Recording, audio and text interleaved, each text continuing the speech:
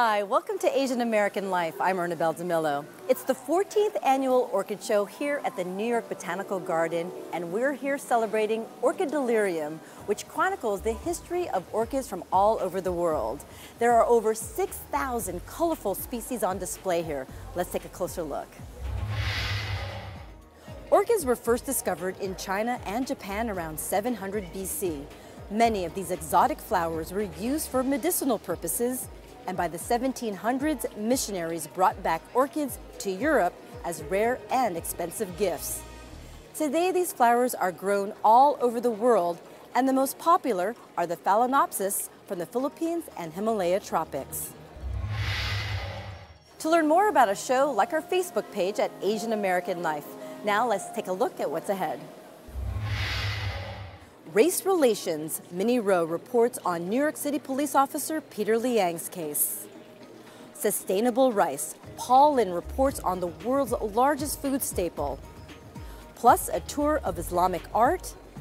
And On Point, ballerina Stella Abrera makes dance history. This and more on Asian American Life.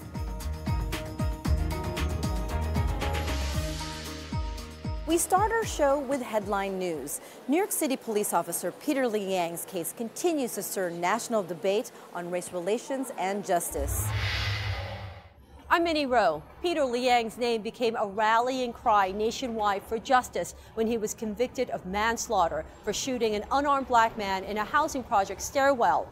He was facing up to 15 years in prison, but in an astonishing and controversial turn of events, Peter Liang walks away without serving a single day behind bars. This is a miscarriage of justice. The reaction was swift and furious. This city continues to remind us that black lives do not matter. Black Lives Matter and victim Akai Gurley supporters chanted in unison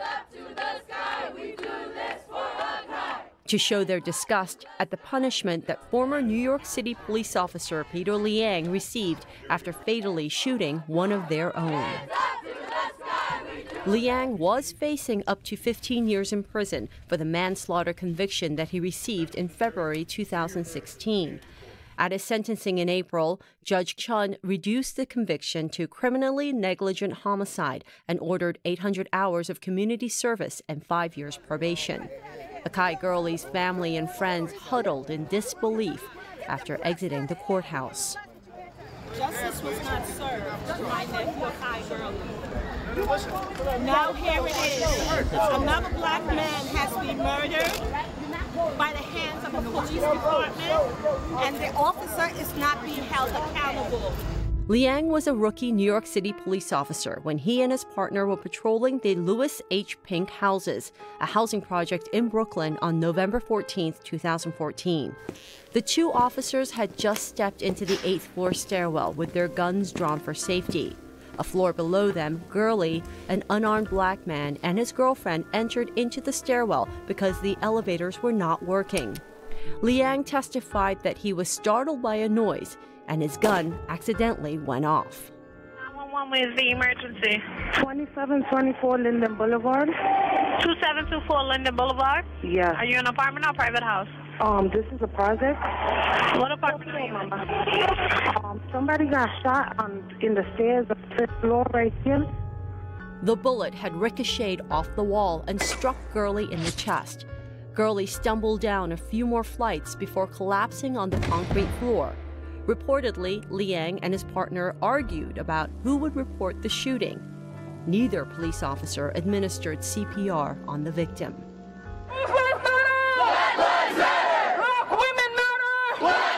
Liang's case and Gurley's death took place during a tumultuous year of debate nationwide about white police using aggressive tactics against African American victims, including shooting and killing them, while receiving minimal, if any, punishment. Put your hand behind your back. I can't breathe. I can't breathe. I can't breathe. I can't breathe. I can't breathe.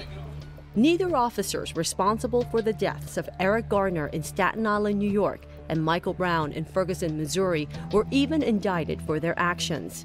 The officers are white, the victims African American. Yet Liang was indicted and convicted. The ground-swelling response following Liang's guilty verdict was immediate and powerful.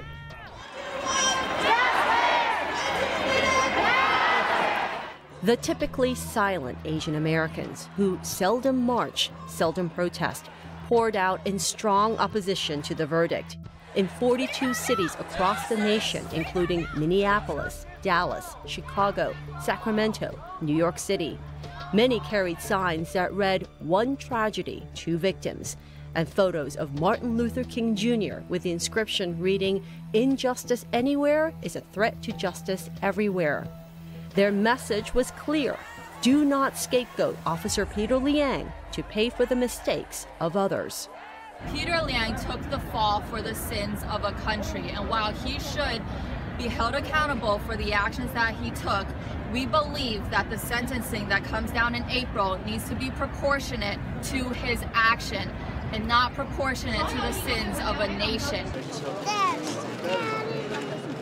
Look at Daddy. And equally as vocal was the Black community, determined not to allow yet another victim to slip through the cracks. Black lives matter! Black lives matter! Black lives matter! Akai Gurley, he's a Cypress police officer, and nobody gets away with killing young Black people. Tensions between the Asian American and Black communities bubbled up further following the announcement in mid-March that the DA would not seek prison time for Liang despite the guilty verdict. It was enough to motivate community activists to do what they could to nip the tension in the bud. They hurriedly put together a race relations panel discussion filled with top leaders in both communities, as well as lawmakers, to come to a common solution rather than continue to splinter apart. I'm participating today at this forum because I want to dispel a couple of Asian stereotypes that are a result of racism. Assemblyman Ron Kim, who represents the 40th District of New York, which includes Flushing, a predominantly Asian American district, says contrary to popular belief, Peter Liang's case may be the glue that finally unites the two communities together. Asian Americans are new at this, fighting the unjust fights. The African American Black communities have been doing this for so many years. There's a lot to be learned. I think it's very critical that we come together and understand that unless we unite to change the rules of the game, then we're always going to be victims of double standards. Democrat Walter Mosley, who represents Brooklyn in the state assembly, stressed the importance of coexisting peacefully, especially in a place like New York City, where so many racial components live in such close proximity to each other. For us to be divided within that proximity really just adds to the tension, unfortunately, that many of us experience on a day-to-day basis. But I think that what we can do is just look at this as an opportunity to change our moral compass, to change our moral authority in an effort to understand that when justice takes place, regardless of what we want to call it, Asian injustice, Black injustice, Hispanic injustice, white injustice, that we all speak up on each other's behalf. Because then I think that will make us a better society and make us a more whole community. The common theme of the discussion could be boiled down to accountability, systematic change, and the fact that New York City, as well as the rest of the country, is due for a major racial overhaul. This family lost a life. It doesn't matter where you come from, where you live. Every life does matter, and make sure that the family receives the justice that they deserve. I don't think crucifying Peter Liang is going to result in the justice that they want. I think the NYPD should be accountable. I think NYCHA should be accountable. This is the latest in a litany of mistreatments, of injustices that have been visited upon our community. The laws that are on the books now are sufficient, in my view, to bring about justice if they were applied. Enforce existing laws. And it comes from the top down. And that means we have to make a statement in the next election. Get it out of here! The solidarity that these leaders were hoping for may take some time to achieve as emotions run high at the Brooklyn courthouse on the day of the sentencing. Carol Gray, whose son, Kimani, was shot and killed by police officers in March 2013 in the East Flatbush section of Brooklyn, came out to show her support for Gurley's family. Big insult. I was hurt. Big insult. And all I could think about is what's going to happen to my son. Because this is injustice. Instead of even sticking to what the DA produces, the judge brought it onto a lower charge. What is criminal negligence? A life has been taken. You know, Peter Liang has a life too, but his life is here. He could further, he could future it. But Akai Gurley is gone. His daughter has no father. Justice for all! Justice for all! No scapegoating! No scapegoating! But Liang supporters say Judge Chun's decision was a wise one and paves the way for healing and an opportunity to work together to correct injustice.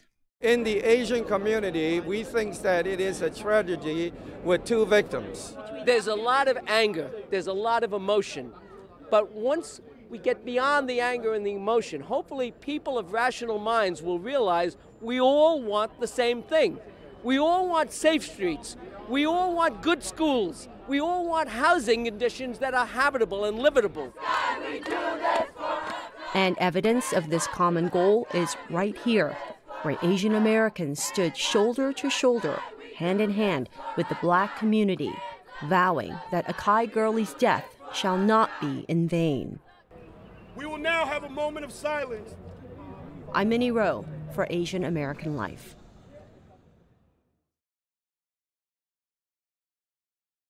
I'm Paul Lin. Roughly half the world's population depends on rice. That's more than 3.5 billion people. And believe it or not, rice grows right here, just minutes from Manhattan. The rice program was started by a Korean woman. Rice is a staple for dozens of Asian countries, as well as many in the Americas, Africa, and parts of Europe. In the U.S., it's grown chiefly in the South as well as California, but when Eunyoung Sabazko learned rice grew in northern Japan, about the same latitude as New York, she wanted to try growing it here, and in a sustainable way.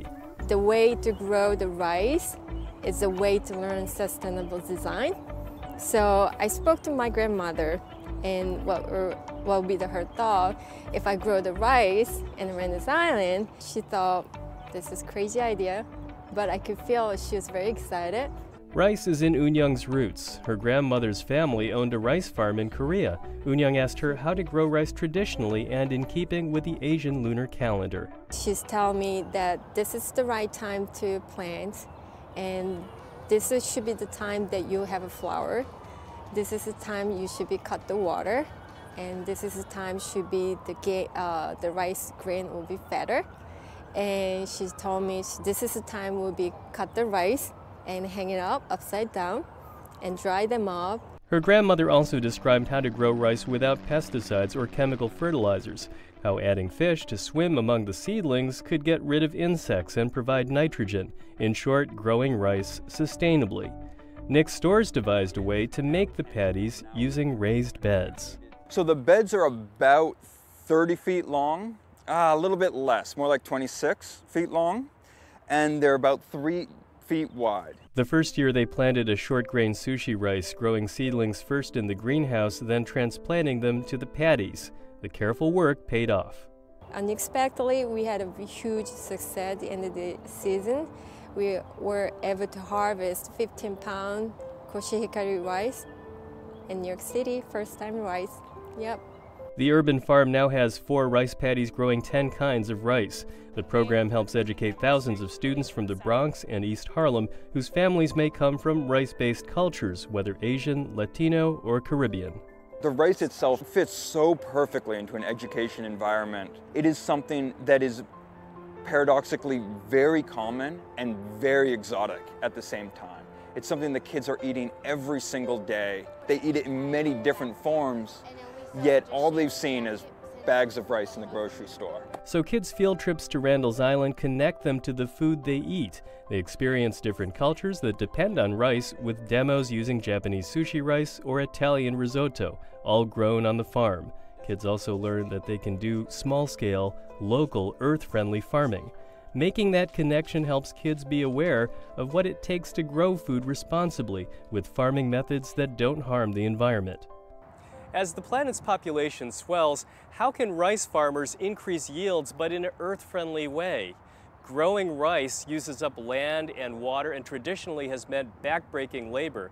It also has led to some serious environmental issues. Rice is grown traditionally by flooding fields, and when plant matter dies and decays underwater, it produces methane, a greenhouse gas. It's a big deal. In India, for example, rice methane accounts for about 10% of India's total climate-changing emissions. Add to that the use of chemical fertilizers to boost nitrogen, often leading to runoff, and nitrous oxide emissions, another greenhouse gas. And there's also a carcinogen risk from arsenic. Consumer Reports recently tested dozens of varieties of rice and found measurable levels in almost all of them, including organic and brown rice and infant cereal. It recommends adults eat no more than 2 quarter-cup servings per week and to rinse rice thoroughly before cooking. There's no arsenic in Randall's Island's raised beds, no chicken manure in the compost. The farm uses barley as a cover crop for nitrogen and has been introducing so-called SRI methods to use less water and avoid greenhouse emissions. It's all Mother Nature works together for make a healthy patty. We're lucky enough that we are able to do this in a very safe way. It's when that blows up into a food system, it's difficult because it does make it more expensive to produce that food. That expense is exactly why getting the biggest producers to change their ways will take time. Rice is big business. U.S. producers have sales of more than $3 billion a year. Rice is one of the top 10 U.S. crops, and the U.S. produces more than 6 million tons of rice, exporting half of that. Still, that's just a fraction of what's produced outside the U.S., where sustainable farming would have a bigger impact. More than 90% of rice is produced and consumed in Asia. The average Asian person may eat rice at every meal. That's several hundred pounds of rice every year. The average person in the U.S. eats about 20 pounds a year, underscoring how important rice is for Asia. Getting consumers connected with sustainable rice cultivation is just the start of what Eun Young has in mind. Connecting people to the culture of rice is the bigger idea she's been working on through a website called Live Rice. Since we start Rice Project, I have been called Rice Lady. So many people I have met share their rice story, and I realized the rice is not just food. And I've been discovering the rice could be used on fabric or cosmetic or shoes or many other stuff. How a dream about rice growing in New York has led to education on sustainable farming, Asian life, and culture. I'm Paul Lin for Asian American Life.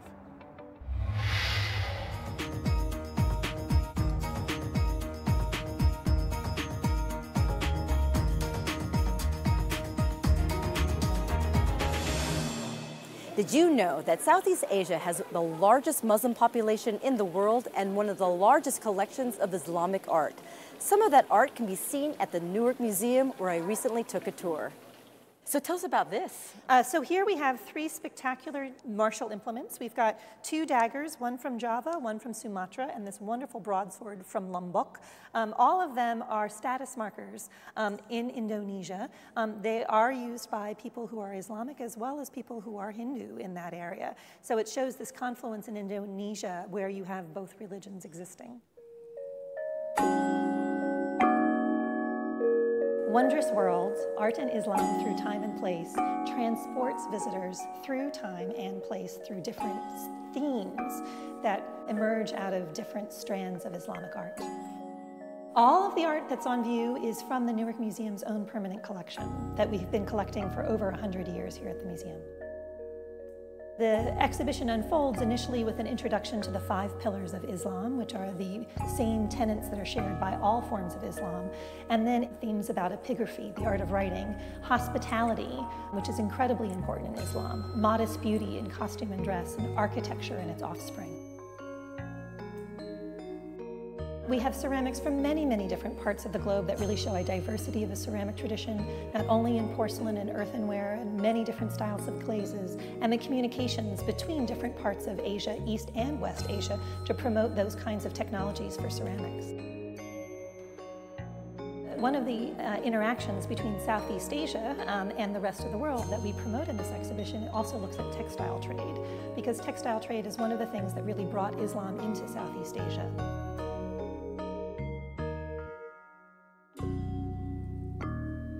Our collections really support showcasing arts of Islam from Indonesia, India, also North Africa, East Africa, and even the Americas. Wondrous Worlds is on display at the Newark Museum in New Jersey. I'm Ernabelle DeMillo for Asian American Life.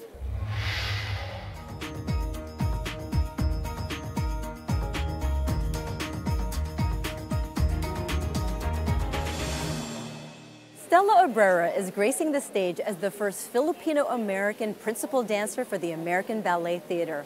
I met up with her recently to talk about her life and career.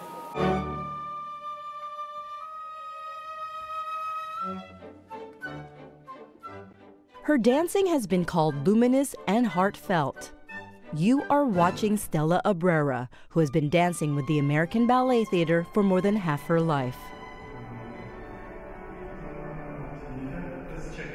She had long ago dreamt of reaching the top. In the dance world, the top is principal dancer. But with each passing year, that dream was becoming more elusive. So much to her surprise, and probably no one else's, Abrera was recently named principal dancer at ABT, making her the first Filipino-American to reach this elite rank. So Stella, what was your reaction when you first heard the news that you were named principal dancer? I was completely bowled over. I was so surprised and shocked and overjoyed. She, along with her friend Missy Copeland, made history that day. Copeland became the first black female to be named principal dancer. Copeland made national headlines. Meanwhile, Abrera's historic promotion didn't get as much media play. But that's just fine with Abrera, who is quietly stepping into her new role, that of role model. There are people who have told me that, I'm their daughter's role model, or that I inspire their little kid sister in ballet, and they're all Filipino. It humbles me. I hope that I can live up to that title of being a role model, and if I can inspire some young kids and young ballet students or anyone, I would hope to, and it's wonderful. Abrera was once that young child with big dreams. She started dancing at 5, and it was love from day one. It was so fun for me, every part of it, all the hard work and the long hours of being in the studio and constantly trying to fine-tune my technique and improve. All of that was really fun for me as a kid, and so I never actually thought of it as hard work. It was just fun.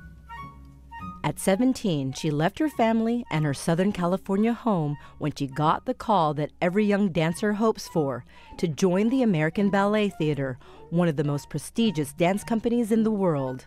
I had about a week's notice to pack everything up and move to New York from Los Angeles. And she never left New York or ABT, moving from apprentice to the corps to soloist.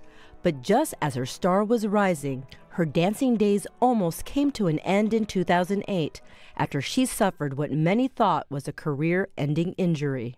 I never actually allowed myself to say those words, even though that was a huge fear, because I had got injured, and it was quite an epic journey to go from that first day of injury to getting back on stage 18 months later.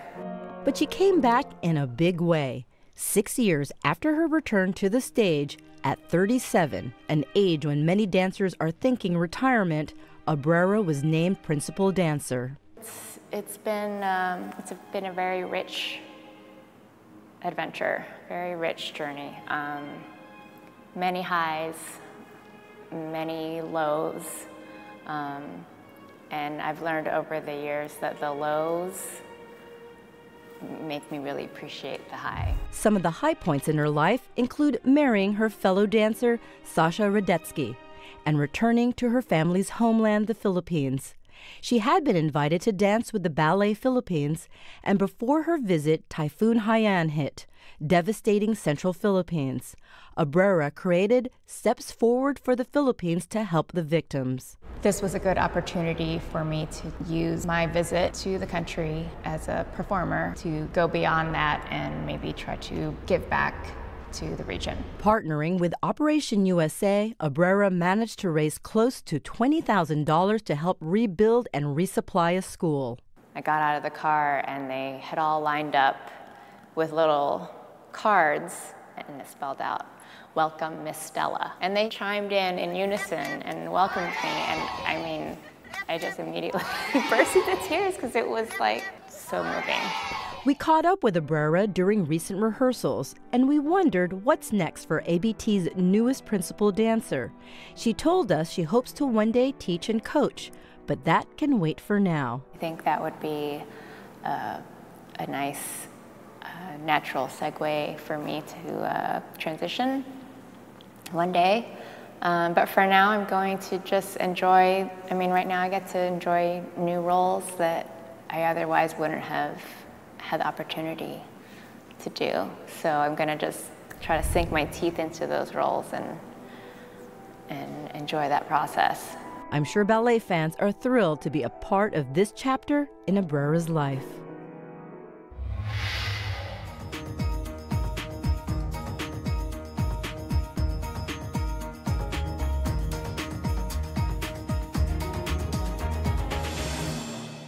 We hope you enjoyed our show. Be sure to stop by the New York Botanical Garden when you get a chance. If you want to learn more about our stories, like our Facebook page at Asian American Life. I'm Ernabelle DeMillo. We'll see you next time.